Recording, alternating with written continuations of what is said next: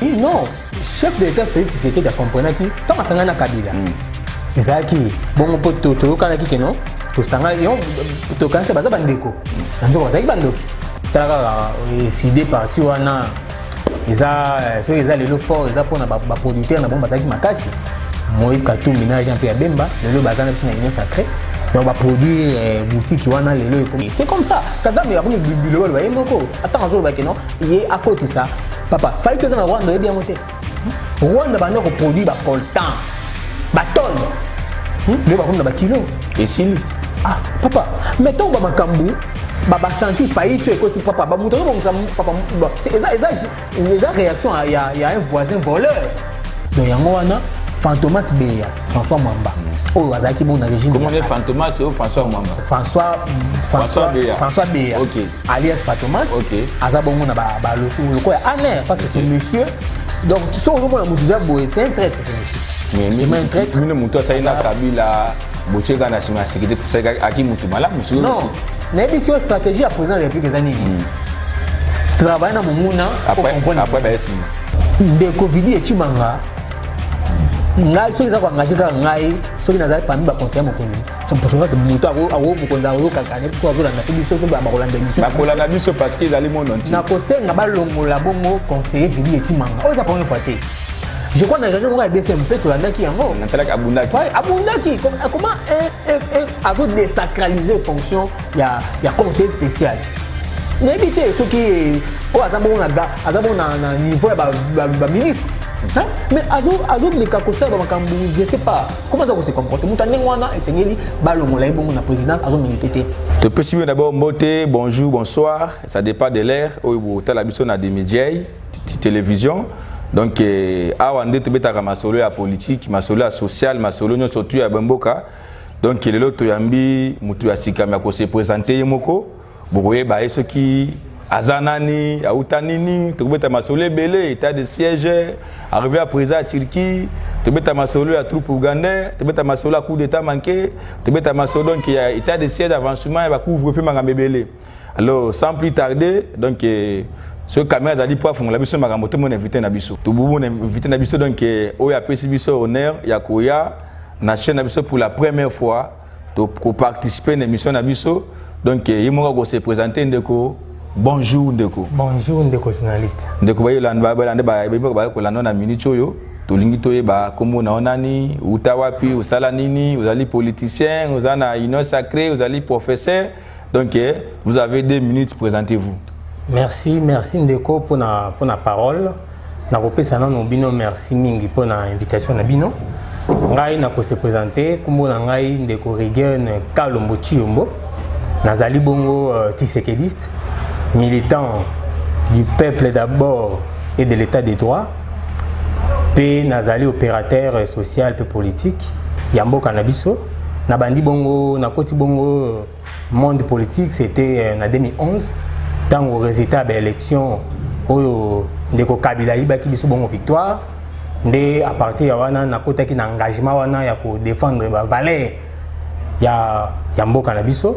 Ndé na kota ki bon na adhéra ki bon na lutte politique ya Etienne Tshisekedi wa Mulumba Thérèse Mémoire o azabongo père à démocratie congolaise ndé tilelo toujours continuer lutte jusqu'à ce que lelo tous en pouvoir grâce à président Félix Tshisekedi Tshilombo o azabongo chef de l'État. Merci Ndeko. Na bandi to kimbala moko na essentiel autour ni question le bien wa na landio très bien na au petit place où teli aux ali moko ya Tshisekediste si on a évité aux ali membre IDPS Tshisekediste aux ali idéologie aux ali peut-être mouvement citoyen tonine parce que est-ce qu'il y a la différence entre Tshisekediste et IDPS? Bon tout Tshisekediste a la membre IDPS. OK mais na se présentateur que Tshisekediste parce que c'est l'esprit politique aux ali tamba mona makila na ngai Nazabongo Tshisekediste, mais Naza membre pays à UDPS. Naza membre UDPS, mais je ne suis pas ici venu pour parler de mon parti. Je crois, je ne suis pas venu pour parler de mon parti. Le parti Zabongo n'a voix officielle. Ils ont pour défendre le parti. Mais il beaucoup plus pour se présenter en tant que citoyen congolais. Ou en tant qu'un acteur social politique. On a analysé problème politique qui se poser dans mboka na biso. Merci. Donc si on a kanisi be mboka azali tshisekediste mais il a un mandat partiel au lobelate, il est venu comme indépendant après sa makanisi naye. Donc ndeko Rigen yo bunde banda 2011 nto le bawa banda papa Tshisekedi azalaki pour na ko lutter pour na ba valeur et le amicho bozu pouvoir est-ce que ba valeur wana papa Tshisekedi azalaki nango le peuple d'abord et bozu pouvoir na minicho est-ce que vraiment le peuple d'abord en vraiment na ba valeur en vraiment papa Tshisekedi est-ce que ndeko Félix président de la République a incarné yango tozaka ka slogan na minicho? Bon, je crois balobaka malheur au fils qui ne fait pas mieux que son père parce que Etienne Tshisekedi abundaki bongo pour un état de droit et démocratie. Je crois toujours vivre vraiment le lot pour nous sentir na tout le monde qui est opposant bazo sala bongo marche bazo zo ba selfie donc bazo sala marche bazo mela bankoi bazo la marche donc on sentir que même dans les médias de façon bazo vilipender chef de l'État même dans les propos monsieur ils ont dérangé bongo pouvoir mais on sentir que les opposants bazo inquiété. C'était pas à l'époque de Kabila au biso mopo autant même comme Kabila bonakata mutu que ça qui problème mais ce n'est pas le cas avec les cas aujourd'hui ba avancer ils ont mingi dans le domaine de la démocratie. Dans le domaine de la démocratie, état de droit, la première fois, tout le monde a interpellé bongo directeur de cabinet, il y a chef de l'État dans Mboka. Malgré que pour cette Kendaki, Vital Kamere, président INC, le hasard en France pour un traitement bon soin de santé, avec bon liberté provisoire. Je crois qu'ils ont avancé mingi, mais à l'époque de Kabila, tout le monde a voté. Peut-être que non, tu vivre que non, il qui autant, IGF à ça libre. Est-ce que IGF n'attend IGF qu'à l'époque IGF? De combien n'a mouké ma gambe IGF n'a wana. Bozo comme c'est la biso IGF jusqu'au azako dénoncer après ça par rapport. Yebisa ba imboka ba Hollanda yo na des médias télévision. Des médias télévision. Combien de mbongo IGF au bakangi bato opina l'État va récupérer parce que caméra bakangi ma 100 jours abimi. Oya foné bakanga kiye abimi donc pour ce poste que tu as 100 jours quand IGF fango ça la musala to ko dénoncer yebi ça ba mboka ba comprendre que sans IGF est-ce que combien l'État congolais a récupéré pas ba détourner Rwanda combien la minute mais dossier kamere ba bien liberté provisoire aza ka mukanga mais qui bien libana boka qu'est-ce qui va se kozonga na boka na biso non akozonga parce que ne veut lutter contre l'impunité contre la corruption mais muto a yibimbonga l'État à côté makala des semaines botika qui est-ce que vraiment état de droit ngandenge wana non état de droit le but est que non muto aza condamné alinga kufa to tika ya kufa parce que dans état de droit pas condamné non état de droit le but est que non faut respecter bongo droits fondamentaux il y a des citoyens mais Jamal pas azana boloko aiki mekana kamere asengi liberté pour bobe ko pese pour nani bon nga naza bongo naza politique naza juriste été pe naza pe ni avocat ni membre moko ya ni greffier même kuna niveau ya tribunal de grande instance ou condamné qui bongo Vital Kamere na bako accuser na Jamal na Moindo o abima déjà bon en prison mais ils ont justice ça tout en confiance à justice. Tu vois, donc ils ont se mêlé dans ma la justice. Merci beaucoup. Papopo ya ndeko Rigen Kalombo azali analyste politique Kalombo donc boyoki ndinga lobby sans pita ndeko Rigen Uganda bakundana kiye na badega ça na 2005 où babunda contre armée ougandais na armée congolaise na sol congolais na niveau ya Kisangani. Na Cour internationale de justice bakundana Ouganda il faut devoir l'état congolais 326 milliards de dollars. Maintenant tu comprends que le gouvernement congolais sous akiko bengi sa ba troupe ougandaise baya na mboka na biso Congo baya kobunda tandis que bakundana ki bango na babi basala ki na kata mboka na biso. Maintenant l'état congolais bengi si bango baya kobunda pona ko traquer ba ADF nalo. Tiko tant qu'il analyse politique obini besoin na pouvoir. Yo mona ngondenge nini na décision à coup na décision du gouvernement. À vous la parole. En tout cas, Eza vraiment merci. Eza question encore beaucoup une question pertinente. Vraiment NASA Nous soutenir montant au bon fixé pour Ouganda de marché bon RDC. Ils ont un montant de 325 millions de dollars. Mais nous avons un montant on est bon mouké. Voilà c'est une analyse dans l'ai. OK. Nous avons un bon montant mouké pour biso to senga qui bon 11 milliards. 11 milliards bah ouais au kita. Attends 2, attends 3, attends 5, attends même 2 milliards. Mais éco matin 325 millions. Ils ont par rapport aux dégâts au Bassali. Pour répartir, je crois qu'ils ont procédé depuis 1999. C'était le 23 juin 1999. À l'époque, Mosé Kabila a déposé la plainte dans la Cour internationale de justice. Donc, le 19 décembre 2005, il y a un condamné qui Ouganda parce que c'est une violation du droit international, violer le territoire. Il y a État Moussoussou, ils ont une infraction. Au côté de la troupe, il y a un condamné qui a un montant, si 325 millions, 235 millions. 235 millions. 222 millions, ils ont pour les bâtons sur le profil. Pour dédommager la perte de vie humaine. Maintenant, au Etikali Bongo, ils ont 40 millions, ils ont pour des dégâts matériels. Pendant que les bébés et consorts. Maintenant, 60 millions, ils ont pour les ressources nabiso au Piyaki. Parce que les Aki, en 1999, je crois, dans la guerre au Congo, en 1999, tant étrangers, Rwandais, Ougandais, Bakoti Namboka, je crois que la guerre à 6 jours. Donc c'est un peu ça. Pour kanisa bandeko wana ba fixer ba montant pour bandeko ya Uganda ba futa biso. Parce que pourquoi biso to kesu pa na bango pour to ba ça va tandis si ba na nyumuna est-ce que bon ba futa yango politique eza bon stratégie. Donc mon mboka fa comprendre fait c'est que eza bon une stratégie. Parce que eza faiblesse cité pour tout en armée. Non, eza faiblesse cité. Museveni a yebi bongo Kagame malamu. Faut to yeba kino ba passion sur tout le monde au Congo est sera déstabilisé. Muto azara beaucoup plus chapeauté makambo est ça bon Paul Kagame président rwandais. Parce que Museveni a yebaki makambo na malamu.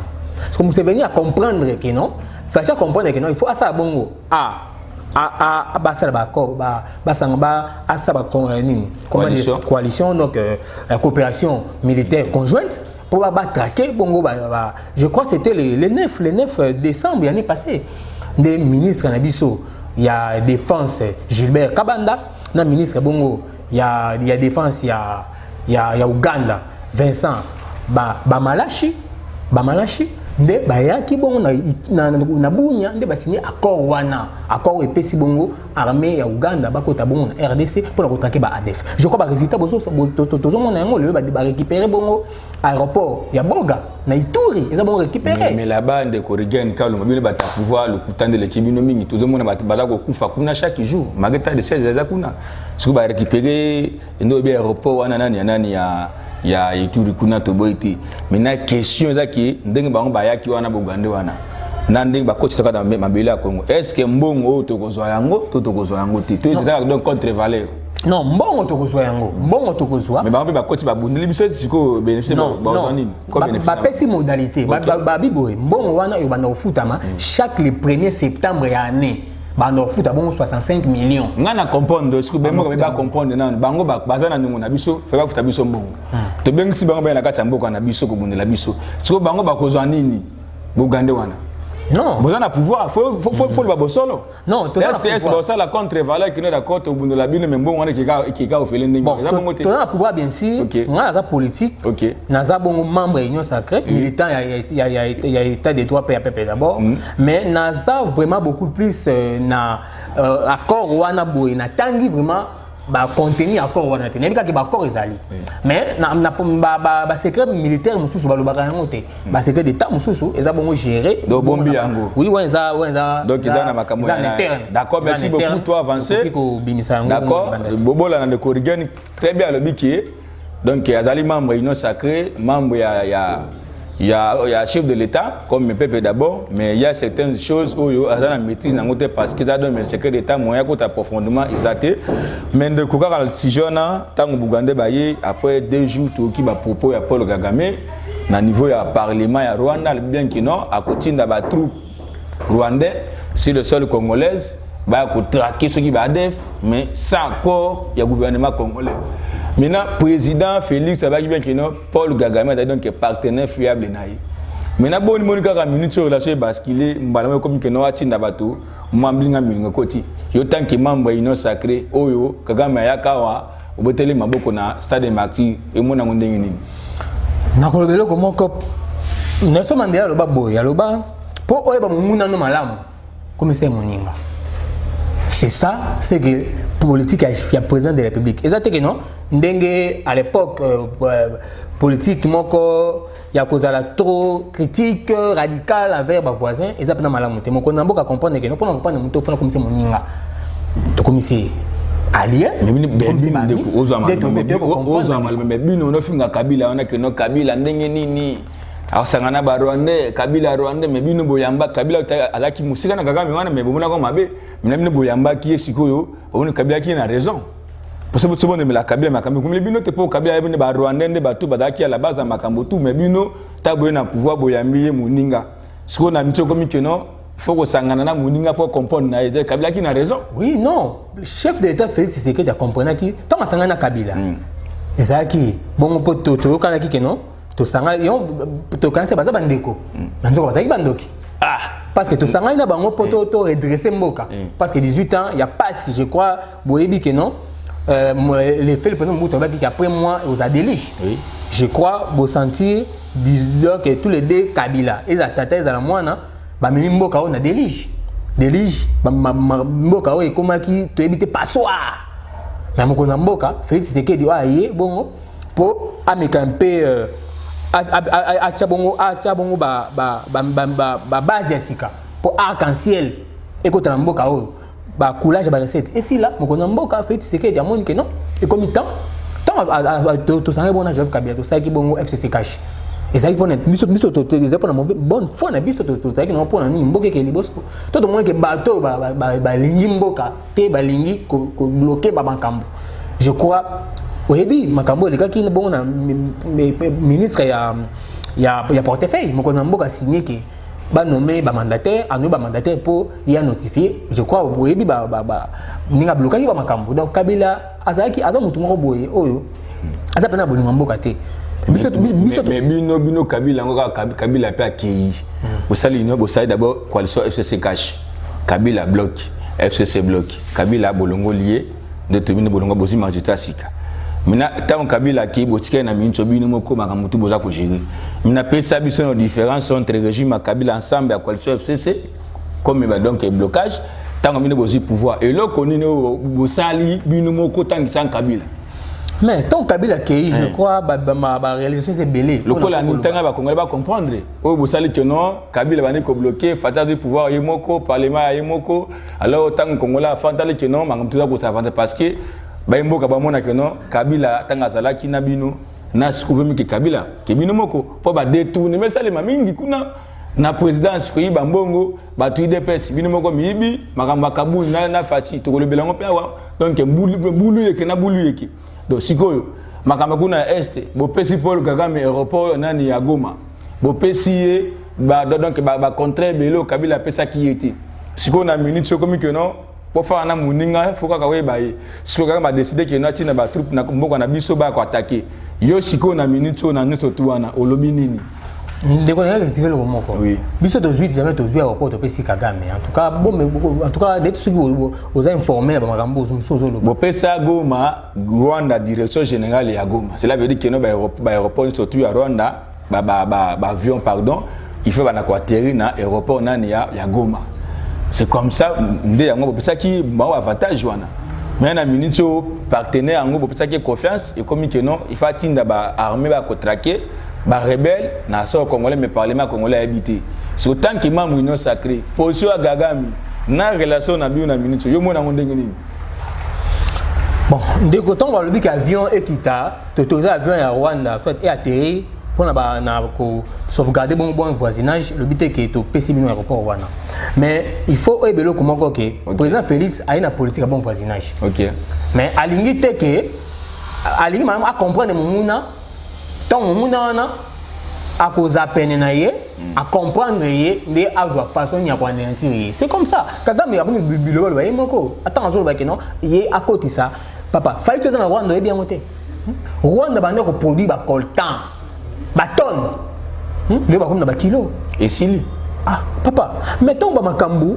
Baba senti faillite tu écoutes papa ba muto bon ça papa c'est ça réaction il y a un voisin voleur muto bane ko yiba bilo na ki muyibi parce que tant usko ba bloquer si kawana ba nzo ba minerai na biso ya biso ya moto ki na biso ba raba coltan zo ça bon téléphone ça bon ordinateur azo zo na ki muyibi na makila na makila bongo ya ba kongomani ba imboka tango numéro ko ana te Mukonzamboka tango moni abino non. Il faut to mettre fin na makambo oyo. Mutu a comprendre Kagame malamu eza Museveni. Pour Félix a na pouvoir akuta Museveni. Ça fait longtemps depuis 86 Museveni a na pouvoir. Quand même Kagame ici manaye. Aibi Kagame malamu. Aluke siko nini a travailler bon na partenaire mutu aibi Kagame malamu. C'est Museveni. Je crois va récupérer le bloc va récupérer ba rapport à Boga, makambo bedo Kagame aza bon coincé. Yamonde et comme c'est biloba comme ça ba déclaration wana je crois tant de comment ba réaction boye et ça ba signe ya fin ya carrière mutu ah je crois na ba jouer goya bokomona mokonzamboka Félix Tshisekedi ndenge akotombola bongo ekolo Congo pe na est wana bitumba wana ko sila bitumani ko dane tipo même ba dinosaure ya réaction régime parce que na kati ya makambo yango FCC kaje ngeko aussi sa bitumba wana te yango ndemo ko namboka azu ba stratégie ya sikapo ça ni pour amater asili ça bongo bitumba na est pour congolais c'est papa ce qui même ba social to boité hein okolia okomela mais ce qui oki mando ke zo beta masasi zo beta awa okolia malamu te papa. L'État, c'est d'abord la sécurité. C'est ça ce qui est plus important. Ils ont beaucoup plus de sécurité et surtout beaucoup plus d'est. Mais si nous regardons, toujours dans ma zone abisso, ils ont proposé un langage qui ne regarde, vous allez membre de l'Union sacrée. Ceux qui a solo, ceux qui a le côté de Koloba, ceux qui ont solo. Mais en dehors de ça, politique, il y a bon voisinage, tout le bawana, mais tout le monde a propos, donc il y a vice-président à Kenya. Oui, il y a les gars du gouvernement congolais. Il comprendre les propos ils en ont nini. En plus, est-ce que Kenya va s'excuser devant les propos au regard de l'État congolais? Bon, et là on a il y a beaucoup plus. Il y a une déclaration encore il y a vice-président il y a Kenya, je crois William Ruto. Et ça bon, ce monsieur a commis, je crois Georges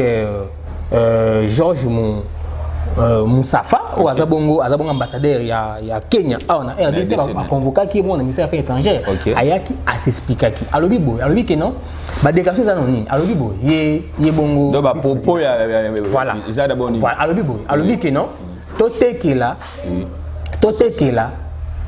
bongo ba bengi totekela nini miliki na biso hein oui pour ba ça ba ngombe mingi na Kenya totekela ba miliki na biso na ba paresse wana ba congolais oyo bayebi kaka koyemba bayebi kaka kobina kotia bataille basse hein o ba loko bango so bayebi kaka yango wana ba congolais wana est-ce que aussi parce que to produit pe le côté non to produit ta to ngato produit ça loko mo côté donc boye pe na pouvoir pe o lieu que bobo bongisa makam kaka kabila bozi pouvoir et le côté kaka se plaindre de kabila asa na raison pe da ba propos na ye bon entre ta et sengara bongo moi respect mutuel ezala OK entre États. Donc, biso tokolo bablo ko on va pour en Kenya té. Mais nous sommes faibles peut-être, nous sommes faibles peut-être. Non, ils ont faiblesse té, ils ont bongo Congo RDC tous a état moko hospitalier.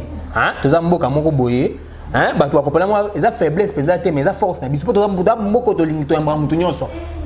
Hein? Tous a malamu na mutu nyonso. Moi so mutu a malamu na mutu nyonso, ba mona ganet ma yuma, mais c'est pas le cas. Donc c'est un peu ça. Donc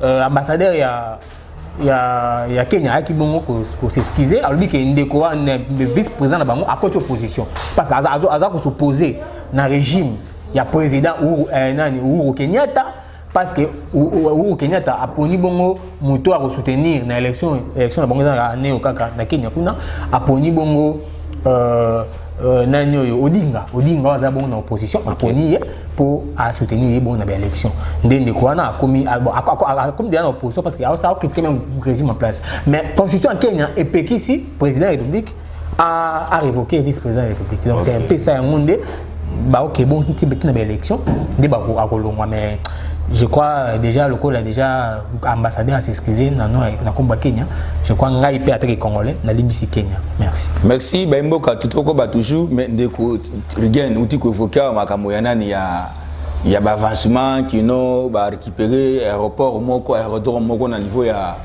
Ituri maintenant c'est ba banda lancement état de siège puis ça c'est d'abord avancement nango d'abord bilan dali positif tout négatif le bande bosso le passé bino misani koko ça va tenir sacré té biso to ko ça to ba bosso papa donc état de siège oyo eza positif na biso na bino ba ndingeni je crois que moi ba problème que kozala to bité que ezali évangile non ba problème ezali mais eza positif pourquoi parce que sécurité côté même Kodeko, on a dit Kodeko on a dit Kodeko. On a dit bang. Voilà. Comment Kodeko, vous avez un groupe force négative, force armée bozo déstabiliser bongo République démocratique du Congo. Mais bozo senga si c'est état de siège, l'état de siège pour déranger bino. Donc on dit mon mouna, ils ont ndoki. Azo ba non papa, en tout cas, tika ba prière. Tika mabondeli zo sala mabondeli na yo zo déranger ngai yo potiki omona wapi donc état de siège za pona ko silisa bongo problème pour les abongo na est pour je crois tant on a autre évoqué makambo tali aérodrome ya Boga kuna na Ituri je crois ça fait 18 ans depuis aéroport wana ezaki en otage et pas ADF au mingi baza ba Ougandais Ougandais c'est déserta tout ça tu vois on va travailler après mais souvent Rwandais va travailler mingi na régime rwandais donc Ouganda comprendre makambo wana nyonso de moi que non azali malamu a rosunga biso to délivrer bongo na ko loba donc to meka un peu ko longa pepe na biso na pasi ya chef ko kama sasi ko beta mandoki ko bande ko bazo kufa bazo violer ba maman na biso bazo kata bande donc ça na passe tant au monde en Marabika est c'est ça donc attaque que patriote et ça c'est révoltant la volonté du président de la République la vision président ya kotia qui mène est tout ça va déterminer PS donc peut dire donc Bembo Kaba comprendre que non jusque là quand même il y a les avancements à niveau il y a est c'est pas pour état de siège oui bah avancement est allé je crois Hollande qu'à chaque fois porte-parole il y a gouvernement mais ministre Patrick Mouya ministre de la communication et médias mais de répondre à compléter on a là qui nous Hollanda député moko Noa Bekase quoi ou azali député SID ou a tu copé ça bilan na ye qui non kuna mageta de siège ba avancement alité donc bilan encore catastrophe mati mais tant aux autres non il y a les avancements je sais pas malgré le gouvernement toujours beaucoup kachaka makambo position de frapper à kosaka makambo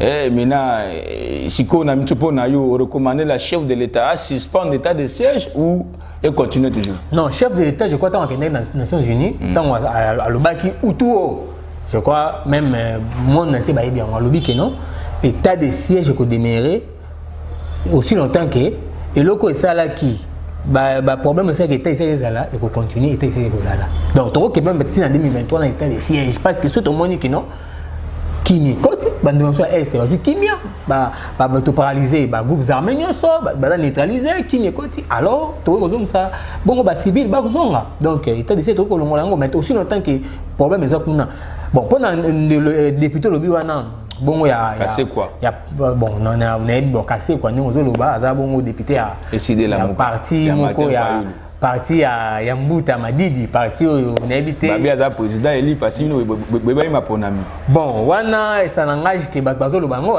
wana ça n'engage que bazo loba pour tant na ba élection c'est-à-dire to leki yango toujours ko avancer vers 2023 d'accord to avancer donc aza libre ya koloba makambo et ya omona honorable wana ya opposition cassé quoi bon aza libre koloba makambo ya moni talaka décidé parti wana eza so eza lelo fort eza pona ba producteur na bon bazaki makasi Moïse Katumbi na Jean Pierre Bemba les lots bazana biso na union sacrée donc va produire boutique wana les lots comme donc yo c'est qui yo ozo ba boutique d'accord ba imbo ka esi de boza ko yo ka défi yango de Korigien Kalombo la c'est défi awa je crois ndeko na biso mo kazali communicateur esi de ko pola senga ki débat ba mi ba le to affronter bango to le bela si ma parti politique donc azape permanent bosola mais ndeko Korigien to ko ba toujours na chaîne biso la Dimidjai télévision et arrivé à présent à Turquie tout qui plus ou moins 7 accords au bas signé na président de la République je ne sais pas si dans le courant nango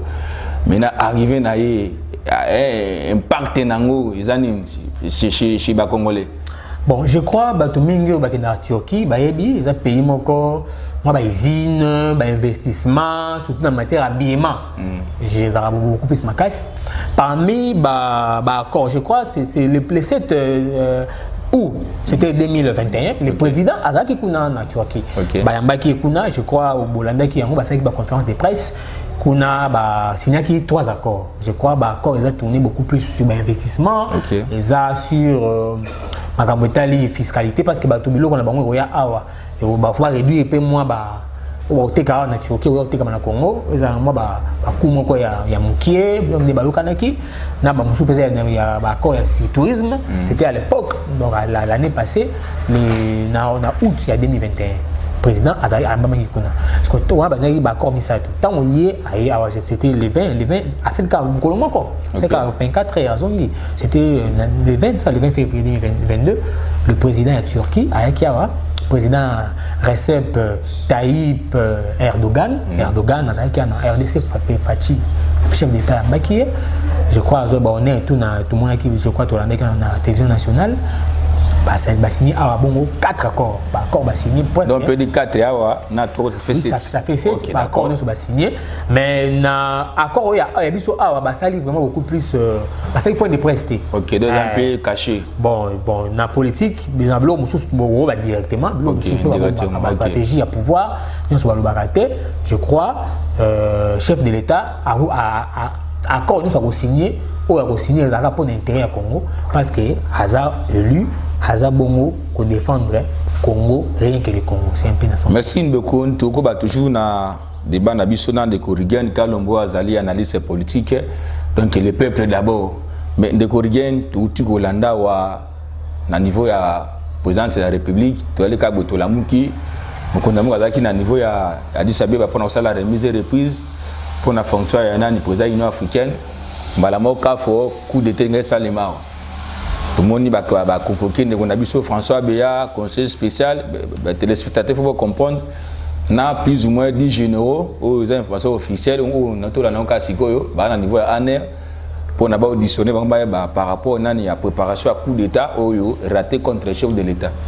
Maintenant, de corriger une calme tant qu'il analyse politique, tant que le peuple d'abord, réaction à François Béa, comme chargé à sécurité à chef de l'état spécial conseil spécial maintenant à quoi na piège joana pour na commenter stratégie pour na éliminer chef physiquement et moi na ondeni beaucoup si même beaucoup ça peut beaucoup ça makambo non gouvernement na bino pio pour na condition fait ba adversaire non c'est un pouvoir te poto meka non to y est vraiment poto me tout changer makambo je crois constituer ça clair je crois ce que tangi bon article 104 alinéa 2 balobi tout renversement toute tentative de renversement du régime constitutionnel constitue une infraction imprescriptible contre l'État et contre la nation.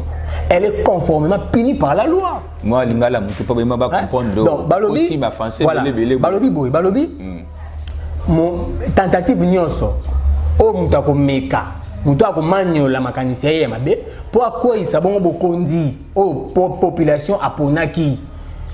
Le Coran a ça, ils ont une infraction imprescriptible. Ils ont une trahison contre Mboka et contre Nation. Je crois ils ont défini Mboka, même mais à l'époque, pour état de droit, à l'époque, je me rappelle, on avait pendu. Oui, ça des maxi. Voilà. Parce que ils ont le coup, attends, ils ont renversé le régime. Ils ont déstabilisé Mobimba pour créer guerre civile makambo bele bakokufa tout ça donc mutu ndengo wana esengeli etumbu na ye oza différent betumbu mususu et eloko wana etala ba immunité te oh non immunité oh loi boyebi non protection tout oza couvrir yo te donc peut dire sort ya bandeko wana boloko. Bon, je crois Bolanda qui tombe interpellé bon c'était le 5 février. OK. Président Zaki bongo na Union africaine et Zaki pour monter depuis 40. C'est depuis 2019. Bon on a dit ça en tout cas Nzamba za malam po azwaki mboka na bande la mandat apesa ki mboka na boka Nzambe. Hein apesa ki mboka na boka Nzambe Nzambe apesa ki mboka Nzambe wana na biso ba combattant to bundi na Nzambe to pesi mboka na biso na boko na ya kobatela. Si voyez mboka na mboka kendaki kuna la Union africaine a déposé sa remise prise donc alternance qu'on a au niveau Union africaine après ça bon successeur na Macky Sall azalelo président ya Union africaine posé au Sénégal après ça bon bateau en commandement ya Union africaine tant président comme kuna ba service oyo yebongo ya renseignement ya monde pour mon konza mboka za vraiment na ba service na biso awa ba signaler mon konza fazonga azonga mokonza mboka alalaki même pas avec les 5 les 6 azongi tant azongi awa je crois eza ba réunion mo salamaki ba réunion za bongo belé mais je crois na nyo surtout wana Lombango pongonga voilà Olanda ki bongo conseiller nani porte-parole chef de l'état Tarsis Mwema Mayamba alobaki yango bendi sérieux qui ya déstabilisation institution zalaki donc yango wana Fantomas Beya, François Mwamba. Oh, azaki bon régime. Comment on est Fantomas ou François Mwamba? François Beya. OK.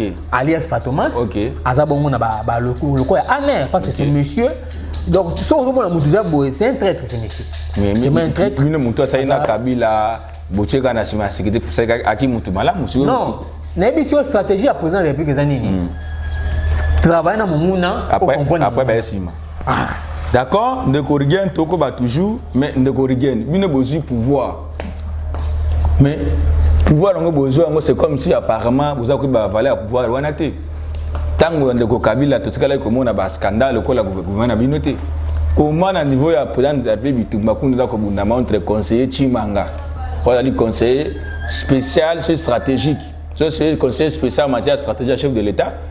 Na mtu swana mtu ba ko mona bango babouna niveau ya présidence de la République. Maintenant, image wana na ba geste wana tant que bino bato yo faut incarner ba valeur ya papa tane kisekedi. Yo omona ngondenge nini? Bon, pour le dossier wana ya bitumé le cas de la présidence, ezaki entre conseiller spécial du chef de l'État en matière de questions stratégiques. Monsieur Didi Chimanga Chipanda. Chipanda oui. Na Abunisa Kibongo secrétaire particulier chef de l'État, M. Topin Kabongo Mukengeshai. Baole nini? Mbongo. Eloko baole li to ebité. Mbongo na basi. Eloko non. Bino na pouvoir kaka mbongo na basi nito mona. Okuna zimbongo aux États-Unis à l'époque on a conseillé à Fati na niveau hôtel misi caché enveloppe à président de la République kabola mbongo buna donc omsusu wana dota mona mutuka ya présidence ça ko la haute école on peut avec la Kinshasa. Donc, conseiller chef de l'État, na président, c'est le papier hygiénique. Non, moi, ba problème sous toujours c'est la bongo ba réaction un chef parce que batumsu eza bato chef aye na bango. Moi chef de l'État azana makanisi yako je crois oka dans le baki que non mboka o ici kufa kala. Mais ntoye po na kosala nini po na kosekwisa mboka. Bende ko yiba po boza ko yiba ko leka. Histoire arabe, boyibi combien? Boyskoke ba population mongo combien? Kabunda on a de Chilo nanda de président de la République wa to beta masolo kuto wa guerre. To vérifier makamba ngondo kandi makamba ba minéré. Siko mboka ngo se kufa mais bino non te ba wo siko bana mo ko ndamo ngwa yaki awa. Na éviter si les plans social nga ba population. Impact ne tout le monde na arriver pouvoir na bien bâtir des places. Bon, na évoqué phrase wana mokondi mboka kufa kala mais to yé pona ko seku ça peut ko bongisa. Parce que ba tu ba soki ka sika mboka kufa kala mais tant mokondi abiki to pona bongisa pona ko seku ça ba lobi ba zu place wana ba zu yango ba longoli. Po bona misala zo sala il se pona niveau à président de la République bozo wela dia ba mbongo. Siko ba patu ba contouré ye bo kanisa ti on peut se makasi pour que bon ngamba bunde la makamambongo siko mboka ko bonga ndenge ni ndeko en tout cas aux un peu si quand même là il y a après ça maloba oui ngana donc aux répondre à la place na ngai d'accord vous la parole bon problème eza wana na web sa yo boye ndeko vidi echimanga ngai soki za ko engagé ka ngai soki na za parmi ba conseiller mokonzi so pour ça muto awo mokonzi awo kakane tout so azolanda pe biso pe ba kolanda émission ba kolanda biso parce qu'ils allaient monde entier na ko senga ba longola bongo conseiller vidi echimanga o za première fois te je crois na réunion ko ya DCMP to landa ki yango na tala abundaki abundaki comment azo désacraliser fonction ya conseiller spécial n'habité ce qui o azabo na niveau ya ba ministre. Hein? Mais azo meka ko ça ba makambu je sais pas comment ça se comporter muta ndengwana esengeli balongola ibongo na présidence azo mérité te to éviter peu importe ba welaki mais dans le monde muta bana ko beta moninga ezabongo vili echimanga o azabo conseiller spécial donc ozo mona ke azamutu o esengeli bongo président alongola na présidence alongola ye pour azamutu o azo désacraliser institution président de la République dans ce sens wana donc ça ba bulu wa welaki na éviter ça peut-être moi partout parce que ba sangaka makamuzanga kate wana to éviter long ba welaki peu importe mais esengeli conseiller spécial à l'État à l'Angola en tout cas fa l'Angola parce que ba acte na ezali malamuti alors ezaka yete ba se belé biso to autant ba kombo awate prochainement mais baza na mokona mboka aina makanisi yako sekwisa mboka o bongo régime ba régime ya Kabila ba Kabila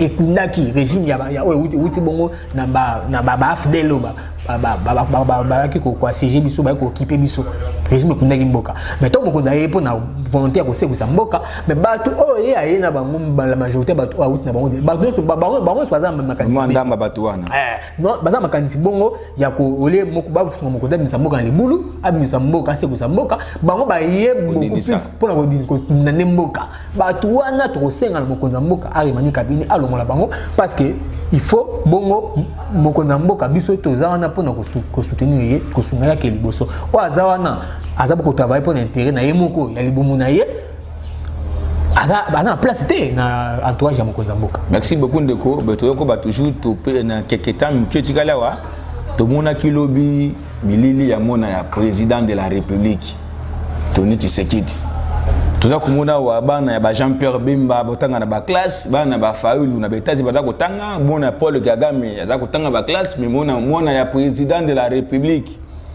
na ndiki États-Unis d'Afrique du Sud atondi si bato ebele il paraîtrait que nous na mbongo ya ram bane ko gérer wana a comme ça qui prince ya nini wana bato bada komela masanga na kati ya boîte esengo mina na habité tant que yo membre ya union sacrée peut-être que congolais image ya boya mona mokonza mboka ba impression na yo na quelques mots ils en ont ndenge nini bon ndeko za eloko ko encourager te hein ko biso to ina pouvoir toza te le quoi ba régime mususu elekaki ata bomoni mabe boza ko encourager non donc je crois que za bongo azamwana mukie soka zali mukolo na ngaki na juger na ba ndenge mususu je crois que l'homme est folie hein moi na comme na moi mais c'est papa paye mes causons ça bana nzela pour même yemo ko namboka lobaki en tant que pouvoir avec non à l'unité famille na eba bima comme si tozana ba à na époque ba régime d'ivalité na Haïti oyo famille moko bozo ki mboka otage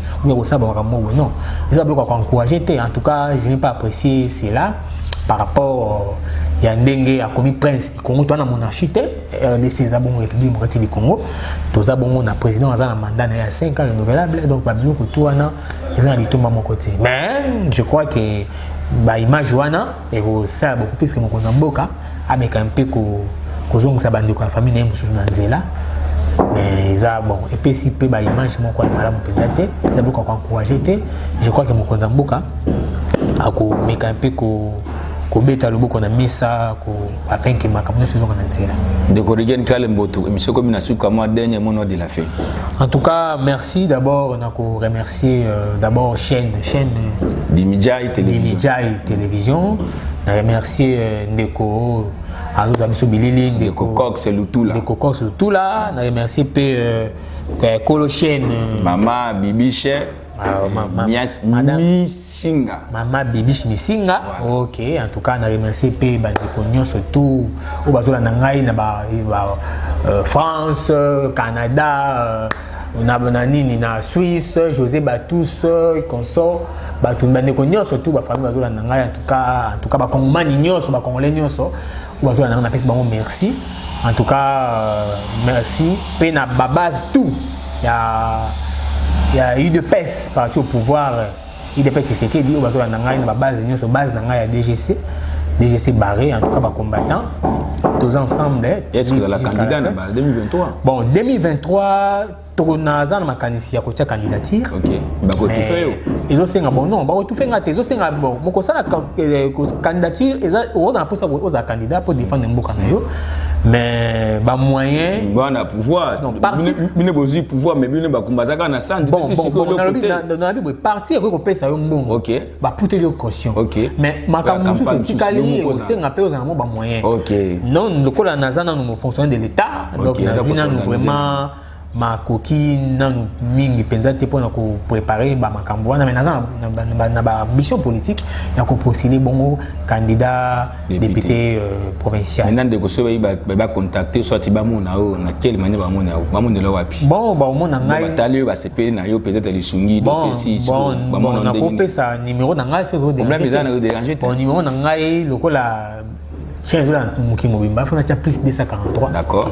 Donc, plus 243, code Yamboka, plus 243, 89, 45, 56, 929. Bandela Ndeko. Plus 243, 89, 45, 56, 929. Wana bongo, bozui bongo, Ndeko Nabino, Mwanamboka, Rigienne, Kalumbo, Chiombo.